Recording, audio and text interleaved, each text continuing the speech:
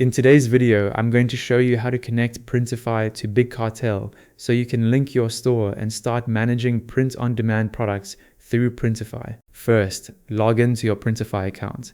Once you're on the Printify dashboard, look for the New Store drop-down menu. Open that menu, then select Add a New Store. This takes you to Printify's list of available e-commerce platform integrations. From the store options, choose Big Cartel. Then click Continue to move to the connection setup. Quick side note, for more straightforward Printify and e-commerce tutorials, subscribe to Ecom Control. Now enter your Big Cartel store name in the required field. Make sure you use the correct store name, since this is how Printify identifies the Big Cartel shop you want to connect. When you're ready, click Connect. You'll then be prompted to sign in to your Big Cartel account. Log in and complete the authorization steps so Big Cartel can grant Printify access to your store. And that's it.